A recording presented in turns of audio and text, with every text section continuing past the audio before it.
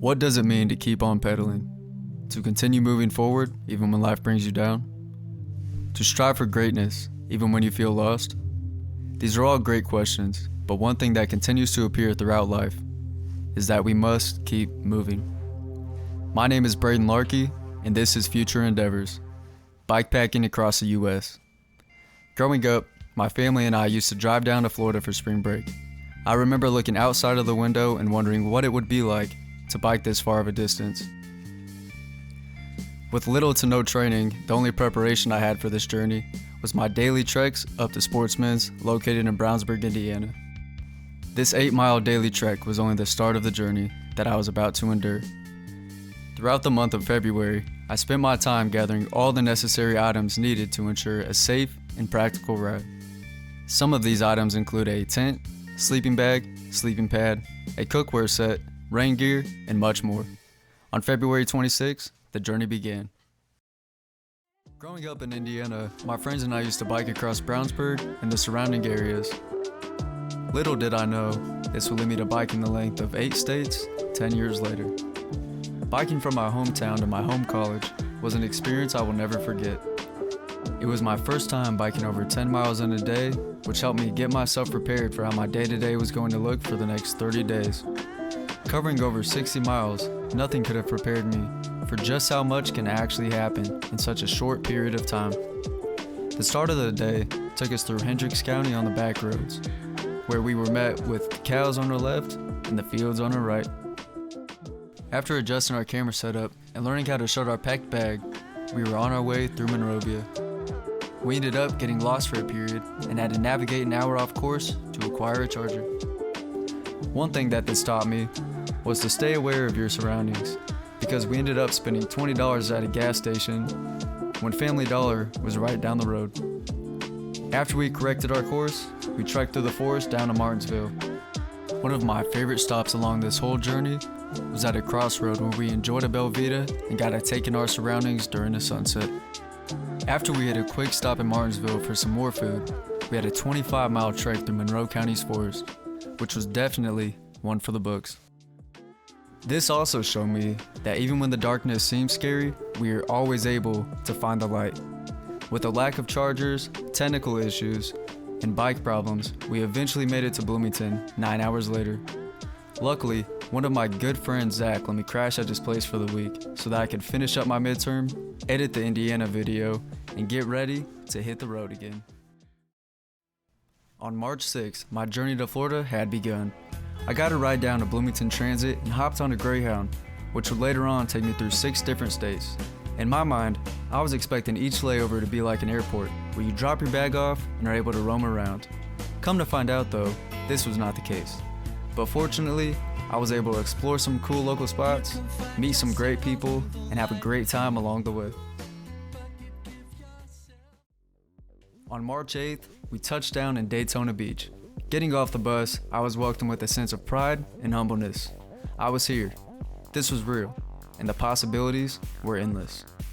I ended up meeting 2 locals who were in need of a bike box, and fortunately, the one I brought down from Revolution Bike and Being was able to be passed along and recycled. I took this as a sign from the universe that everything was going to be alright. Come to find out, Bike Week was also going on, which consisted of motorcycle riders coming from all across the world for a week of live music, festivals, races, and coastal rides. As we made our way up A1 US 17, we were able to take in the coastal views, travel like a tourist, which I would later question, and have our first coastal night ride.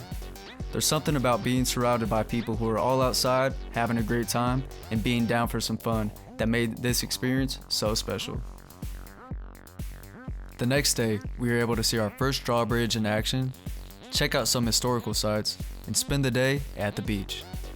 After stopping for some tuna crackers, we made our way up to Jacksonville, where we would end up missing the ferry, which honestly might have been for the best, because the next day I was able to experience some of the nicest places I have ever seen. State parks, private communities, and historical sites made the time worthwhile. 3 days and 140 miles later, we were finally making our way into Georgia, baby. Once we arrived in Georgia, we ended up laying camp for the night in a town called Kingston. After arriving in Kingston, we ended up stopping at Starbucks where we edited some videos, met some of the locals, and started planning our course for the next couple of days. One thing that took me by surprise was the change of scenery. Going from coastal rides to swampy endeavors, I knew that we were going to be in for a great time. One thing that I love about adventures in places that you haven't been before is the element of surprise and the beauty that is to be found when we stop and look around. For example, we ended up taking a rail trail, which is pretty much a paved hiking trail that allows for pedestrians to make it from one location to the next, while avoiding cars and traffic. After taking in the scenery, we ended up finding a separate rail trail, which is for mountain biking. Even though it didn't go completely as planned, we still had that sense of adventure, exploring something new. After making our way across the coastal islands, learning about the local festivals, and getting to meet the Riverside Yeti, we ended up stopping at Georgia Peach World, where I absolutely demolished some peach-flavored cookies and ice cream. I highly recommend stopping by if you were ever in the area. After 4 days, 145 miles, and with Georgia on my mind, we were finally making our way into South Carolina, where we were met with scenic views from the Savannah National Wildlife Refuge. After making our way into South Carolina, we ended up exploring nature, attending class, and taking a massive dump, which led us into Bluffton, where we ended up laying camp for the night. The next day, we were met with foggy skies and a sense of adventure to start the journey. Little did I know, I was in for a whirlwind of surprises.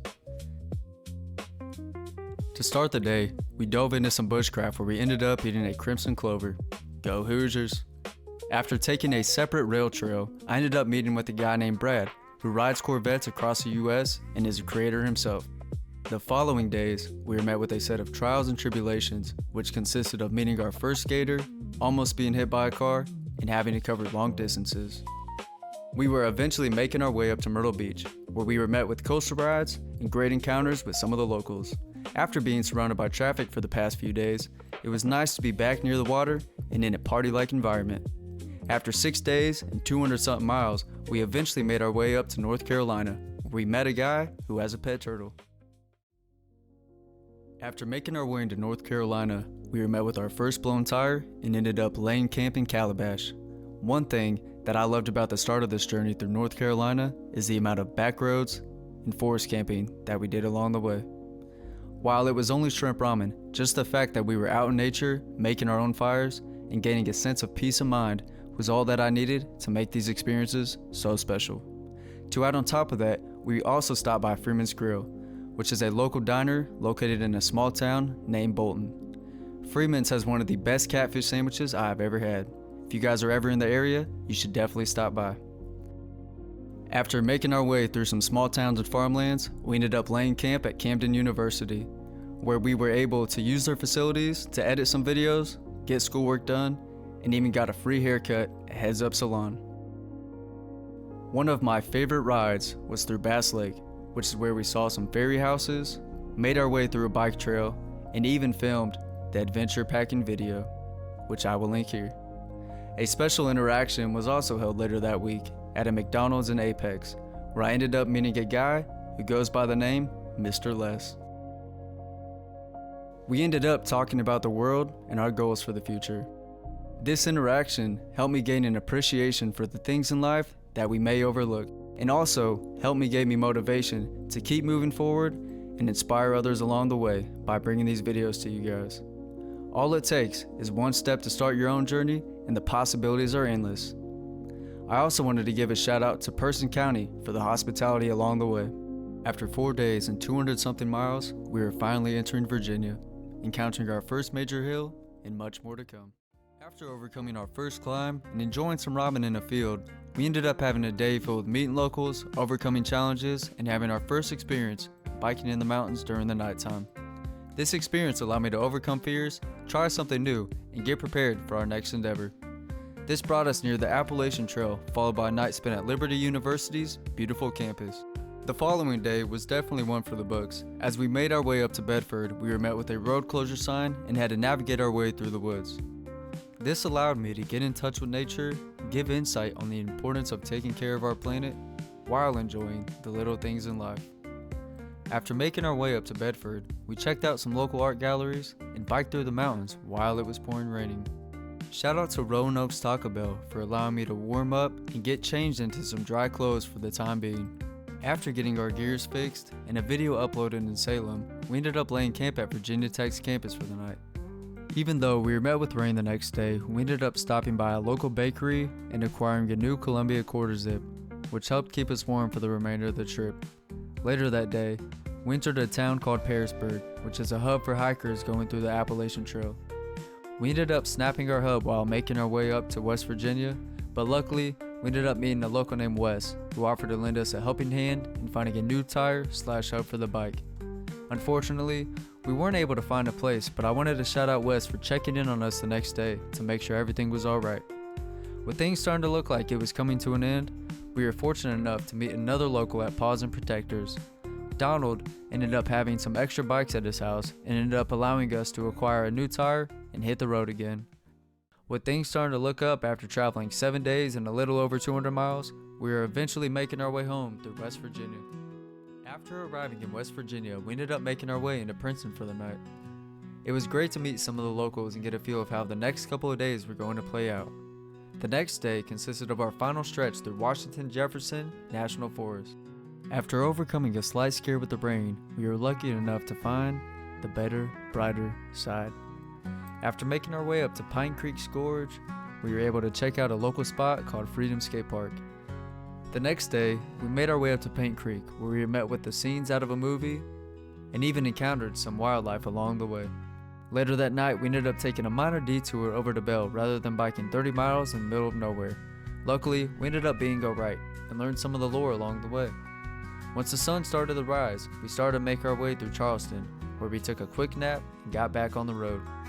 While we were on this trek, we ended up finding some Costa glasses along the way, and I still wear these today. As we started near Ohio, our bike ended up having another malfunction.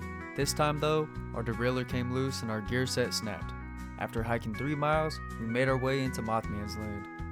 While we were able to check out some of the historical sites, meet some of the locals, and take a picture next to the Mothman, I will never forget the fact that I spent the Easter in Mothman's Land. After working on the bike, we were eventually able to get back on the road. After 6 days and about 200 miles, we were able to cross the bridge and make our way into Ohio, baby. After making our way into Ohio, we ended up stopping at Rio Grande's campus for a quick snack wrap. Later that night, we ended up stopping at a TA in Jackson, Ohio. Out of all the truck stops that I stopped at along this way, this definitely ranked highest. With the movie theater and lounge chairs, we were able to catch back up on some sleep. With that being said, our bike ended up breaking again as soon as we made our way into the main parts of this town.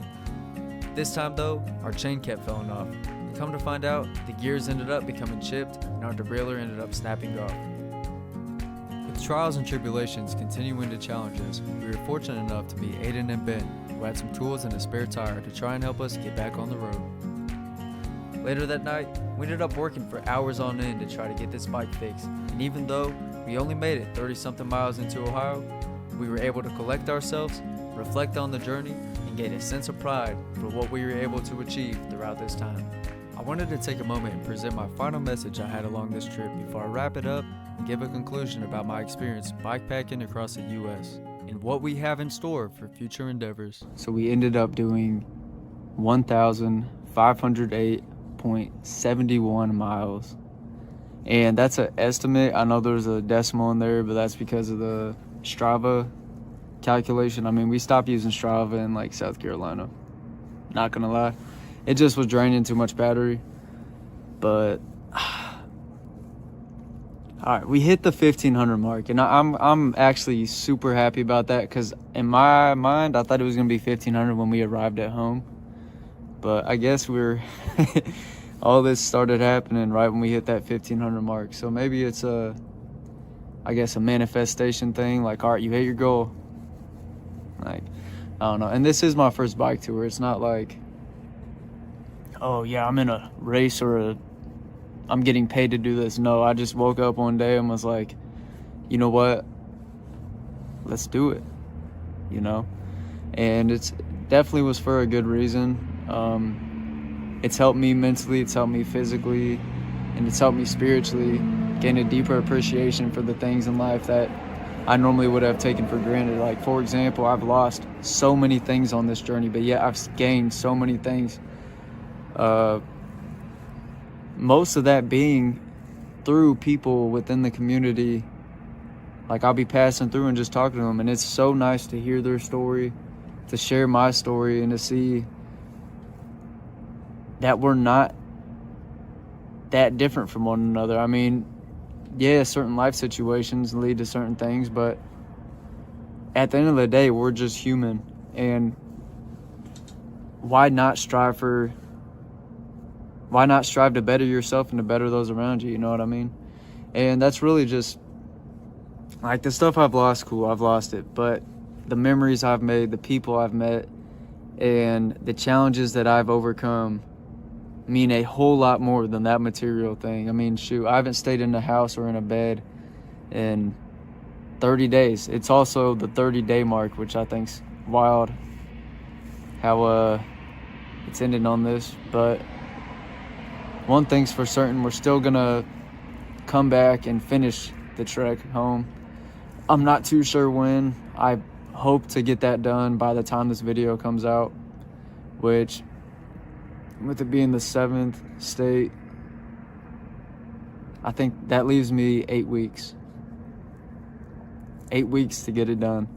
So we'll probably end up working a month, make a little bit of money, come back just to get us through the 4 or 5 days it's gonna take to get from here to back home. And yeah, I mean, I'm sorry if I let any of you guys down. I don't know, I'm taking it as a sign from above, like, all right, take a break, you can come back, you can still complete it, but maybe it's just not right at this time. I mean, I'm still super grateful. What is up, guys? I just wanted to give a huge shout out to everybody that's been following me along this journey, and if you're new to the channel, welcome to Future Endeavors.